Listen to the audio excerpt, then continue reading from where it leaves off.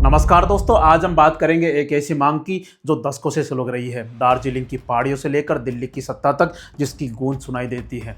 हाल ही में गोरखा नेताओं ने दिल्ली में गृह मंत्री अमित शाह जी से मुलाकात की और मुद्दा सिर्फ एक था, अलग गोरखालैंड राज्य की मांग। तो दोस्तों, गोरखालैंड क्या भारत का 39वां राज्य बनने जा रहा है या फिर हमें देखने को मिलेगा कुछ नया प्रशासनिक मॉडल? तो दोस्तों, आज हम डिटेल से समझेंगे इतिहास, राजनीति, संवैधानिक प्रक्रिया और आने वाले पश्चिम बंगाल चुनाव में इसके क्या मायने होंगे। तो वीडियो को पूरा अंत तक देखिए क्योंकि यह वीडियो गोरखा समुदाय के लिए काफी महत्वपूर्ण सिद्ध होने वाला है। दोस्तों, सबसे पहले हम समझते हैं कि गोरखालैंड है क्या। गोरखालैंड की अगर हम बात करें तो गोरखालैंड पश्चिम बंगाल का ही एक क्षेत्र है और पश्चिम बंगाल के दार्जिलिंग के इलाके और उसके आसपास के जो भी क्षेत्र हैं जहां पर गोरखा समुदाय के लोग रहते हैं उसे गोरखालैंड के नाम से जाना जाता है। जो कहां पर पड़ता है, ये पश्चिम बंगाल है। पश्चिम बंगाल के चिकन्ने कॉरिडोर है, उसके उत्तरी इलाके पर ये जो येलो कलर में है, यहाँ पर गोरखा समुदाय के लोग रहते हैं जिसे गोरखालैंड के नाम से जाना जाता है। अब ये गोरखा समुदाय के जो भी लोग हैं, ये गोरखालैंड अपने लिए एक अलग से राज्य चाहते हैं। इसके लिए उन्होंने लगातार धरने प्रदर्शन भी किए हैं, आंदोलन भी किए हैं, लेकिन अभी तक अलग से गोरखालैंड राज्य नहीं बन पाया है। अगर हम इतिहास की बात करें तो सबसे पहले 1905 में अलग से गोरखाओं के लिए अलग से राज्य की मांग की गई थी। जब पश्चिम बंगाल का विभाजन हुआ था, लॉर्ड कर्जन के द्वारा 1905 में बंगाल का विभाजन किया गया था। उस समय गोरखाओं ने भी सबसे पहले कहा था अंग्रेजों से कि हमारे लिए भी अलग से राज्य बना दिया जाए, लेकिन अंग्रेज तो कहाँ सुनने वाले थे। उसके बाद हमारा देश आज़ाद हुआ और आज़ाद होने के बाद नेहरू जी जब प्रधानमंत्री बने तो नेहरू जी के समक्ष भी गोरखा समुदाय के लोगों ने अलग से गोरखालैंड राज्य की मांग रखी थी, लेकिन उन्होंने भी नहीं सुनी। उसके बाद भी लगातार आंदोलन होते रहे। उसके बाद सबसे बड़ा जो आंदोलन हुआ वो 1980 के दशक में हुआ था, जब सुभाष घिसिंग के नेतृत्व में गोरखा नेशनल लिबरेशन फ्रंट ने बहुत खतरनाक तरीके से आंदोलन किया गोरखालैंड राज्य की मांग के लिए। और इस आंदोलन में बहुत सारी हिंसा भी हुई, सैकड़ों लोग मारे गए और अंत में सरकार के द्वारा क्या बनाया गया, दार्जिलिंग गोरखा हिल्स काउंसिल। लेकिन यह मांग खत्म नहीं हुई थी क्योंकि यह जो काउंसिल बनाई गई थी यह अपने आप में गोरखालैंड राज्य की मांग को पूरा नहीं कर पा रही थी। उसके बाद दोस्तों, विमल गुरुंग के नेतृत्व में गोरखा जनमुक्ति मोर्चा संगठन बनाया गया और उस संगठन ने भी क्या किया गया, 2017 में 104 दिन का बड़ा आंदोलन चला। इससे पहले 2011 में आंदोलन हुआ था और गोरखालैंड टेरिटोरियल एडमिनिस्ट्रेशन का गठन किया गया था, जीटीए का गठन किया गया था।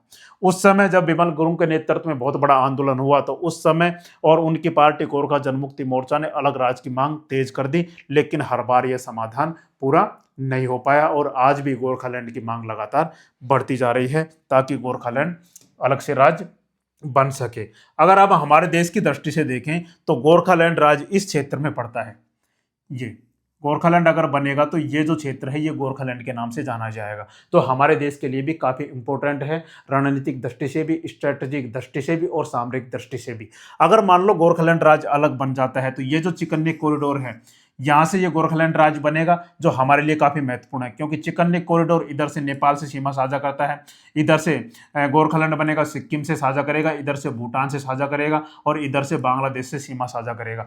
तो यह बहुत महत्वपूर्ण बिंदु पर स्थित है गोरखालैंड, इसलिए हमारे देश के लिए भी काफ़ी महत्वपूर्ण यह माना जाता है। अगर गोरखालैंड राज्य अलग से बनता है या फिर इसे केंद्र शासित प्रदेश भी बनाया जाता है तो यह अपने आप में काफ़ी महत्वपूर्ण होगा, जिसके वजह से हमारे देश की सरकार भी लगातार गोरखा समुदायों की मांगों को लेकर लगातार उनको आश्वस्त करती रही है कि तुम्हारे जो भी अधिकार हैं वो मिलने चाहिए। दोस्तों, गोरखालैंड की मांग के लिए अभी तक क्या क्या हुआ था हमने भी आपके साथ पूरी जानकारी साझा की है और गोरखालैंड के इतिहास में अभी तक कब कब मांगे उठाई गई थी, कौन कौन से नेता थे जिन्होंने गोरखालैंड की मांग को आगे बढ़ाने में बहुत महत्वपूर्ण योगदान दिया, इन सब के बारे में पूरे विस्तार से जानकारी आपके साथ साझा की हुई है। अगर आप भी इन वीडियो को देखना चाहते हैं तो लिंक हम डिस्क्रिप्शन में दे देंगे, आप वहां जाकर इन वीडियो को विस्तार से देख सकते हैं और गोरखालैंड के बारे में संपूर्ण जानकारी प्राप्त कर सकते हैं। दोस्तों, अब सवाल यह है कि अभी की मुलाकात इतनी खास क्यों है, क्योंकि अगर हम हमारे गृह मंत्री अमित शाह जी की बात करें तो इस समय अमित शाह पूरे देश में राज्यों के पुनर्गठन के मामले में या फिर सुरक्षा के मामले में प्रमुख निर्णायकर्ता माने जाते हैं। अब अगर उन्होंने गोरखा नेताओं से मुलाकात की है तो एक तो मतलब साफ है कि केंद्र सरकार इस मुद्दे को अभी नजरअंदाज नहीं कर रही है। अब गोरखा नेताओं ने जब इनसे मुलाकात की तो दो मांगे प्रमुखता से इन्होंने उठाई। एक तो अलग से गोरखालैंड राज्य चाहिए, दूसरा जो 11 उपजातियां हैं जो गोरखा समुदाय की हैं उनको क्या किया जाए, अनुसूचित जनजाति में शामिल किया जाए, एसटी का दर्जा उनको दिया जाए। क्योंकि अमित शाह जी ने 2024 में एक बार कहा था 2024 की एक खबर है, उसमें उन्होंने एक बार कहा था कि 11 गोरखा जनजातियों को अनुसूचित जनजाति सूची में शामिल करने पर विचार कर रही है, केंद्र सरकार विचार कर रही है।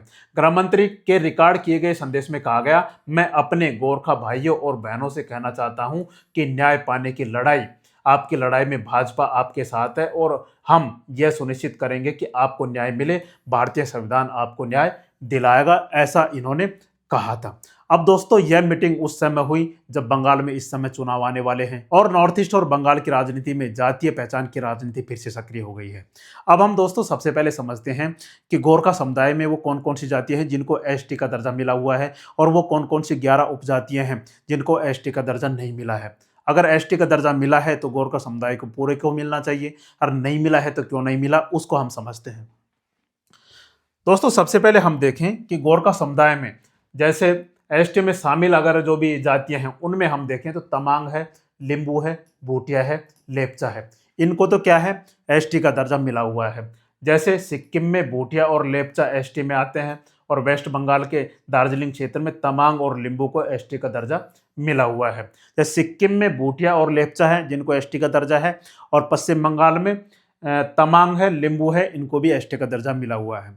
अब किसे नहीं मिला है, अगर हम बात करें तो गुरुंग है, मागर है, राई है, तमांग जहाँ पर एसटी नहीं मिला है वहाँ, और लिंबू जहाँ पर एसटी नहीं मिला वहाँ, खस है, बुझेल है, न्यूआर है, ऐसी कई भी और जातियाँ हैं जिनको एसटी स्टेटस का दर्जा नहीं मिला हुआ है।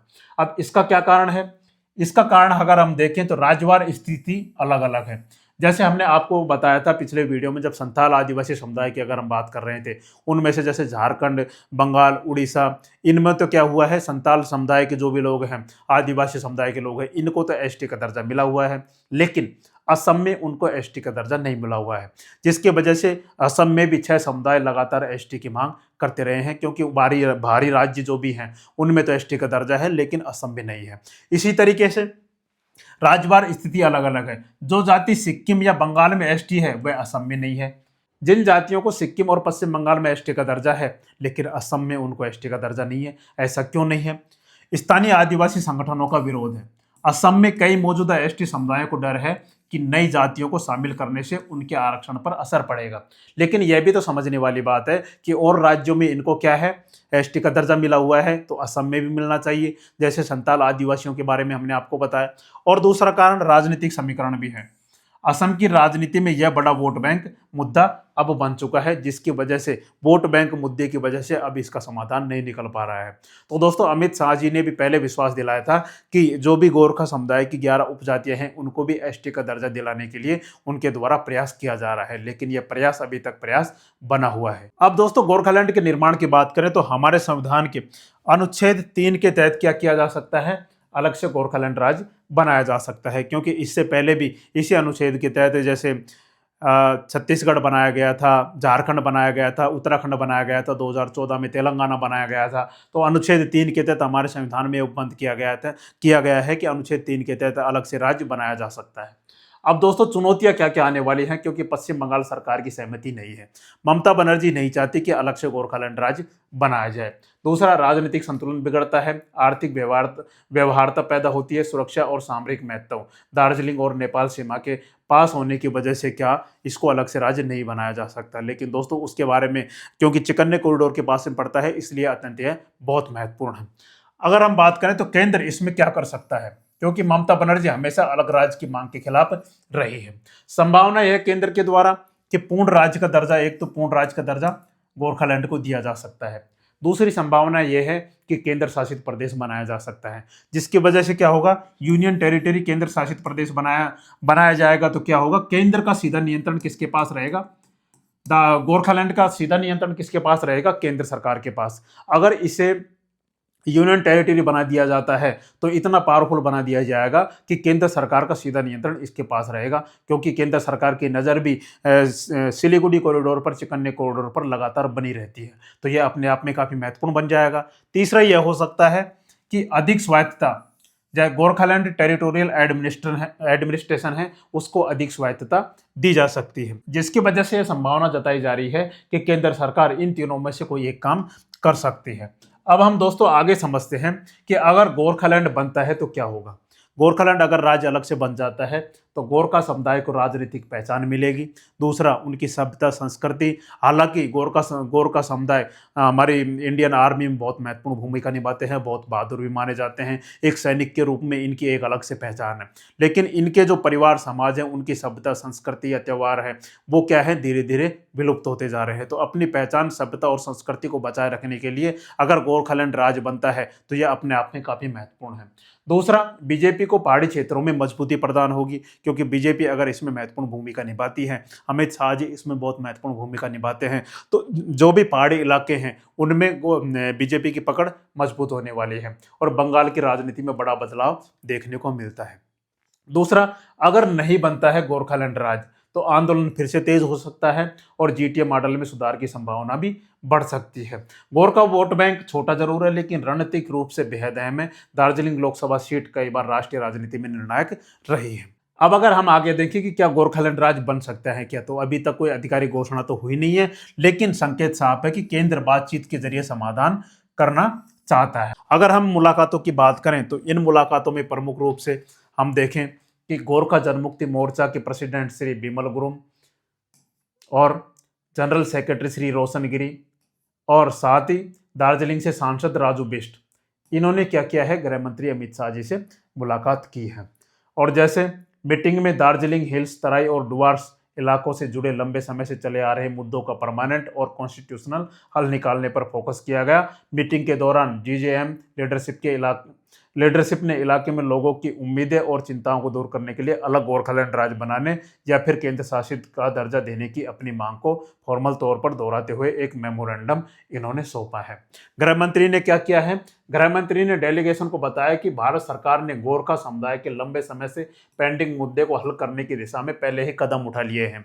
जैसे हमने पिछले वीडियोज में आपको बताया था कि एक सीनियर अधिकारी पंकज कुमार सिंह को वार्ताकार के तौर पर नियुक्त किया है, जिन्होंने पश्चिम बंगाल सरकार से भी वार्ता की है, गोरखा नेताओं से भी मुलाकात की है, उन्होंने विमल गुरुंग से भी मुलाकात की है, साथ ही सांसद राजू बिष्ट से भी उन्होंने मुलाकात की है। अगर वो रिपोर्ट दार्जिलिंग, तराई और डुआर्स से जुड़े मामलों की जांच के लिए एक इंटरलोक्यूटर की नियुक्ति पर जोर दिया और कहा कि यह प्रोसेस अभी चल रहा है, और बताया कि पंकज कुमार सिंह को नियुक्त कर दिया गया है। गृह मंत्री ने आगे कहा कि इनकी वार्ताकार की फाइनल रिपोर्ट जमा होने के बाद भारत सरकार इस क्षेत्र के सबसे अच्छे हित में सबसे सही संवैधानिक ढांचे पर विचार करेगी और उसे लागू करेगी। इसके अलावा उन्होंने 11 संबंधित समुदायों को अनुसूचित जनजाति का दर्जा देने के लिए सरकार की प्रतिबद्धता को भी दोहराया और कहा कि हम भी चाहते हैं कि 11 जो उपजातियां हैं उनको भी एसटी का दर्जा मिले, और उनकी लंबे समय से चली आ रही मांगों को पूरा करने के लिए केंद्र की प्रतिबद्धता पर जोर दिया और कहा कि हम भी आपके जो भी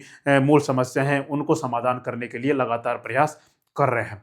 अब हम दोस्तों सिक्किम के जो चीफ मिनिस्टर हैं उनकी बात करें तो वो भी गोरखा हैं और वो भी गोरखा समुदाय के लिए गोरखालैंड की मांग कर रहे हैं। उनका भी आभार व्यक्त करना होगा गोरखा समुदाय के लोगों का, क्योंकि एक गोरखा होने के नाते मैं भी केंद्र से गोरखाओं की मांगों को आगे बढ़ाने का काम करता हूं, जो सिक्किम के चीफ मिनिस्टर हैं उन्होंने कहा है। एक गोरखा होने के नाते मैं भी केंद्र से गोरखाओं की मांगों को आगे बढ़ाने का काम करता हूं। कई वर्षों तक संसद में सांसद राजू बिष्ट ने गोरखाओं के लिए अलग से गोरखालैंड राज्य की मांग उठाई है, ऐसा इन्होंने कहा है। अब दोस्तों आपको क्या लगता है, क्या गोरखालैंड राज्य अलग से बनेगा या पश्चिम बंगाल में विधानसभा के चुनाव को देखते हुए ऐसा एक राजनीतिक स्टंट भी माना जा सकता है? लेकिन दोस्तों गोरखा समुदाय के लिए यह एक महत्वपूर्ण पल है, क्योंकि विधानसभा के चुनाव से पहले पहले ही इस मुद्दे को अगर सुलझा लिया जाए तो अपने आप में काफी महत्वपूर्ण होगा। दोस्तों आपको क्या लगता है, आप एक बार कमेंट करके जरूर बताएं, और हमारी जानकारी आपको अच्छी लगी हो तो हमारे चैनल को लाइक एंड सब्सक्राइब जरूर करें। जय हिंद, जय भारत।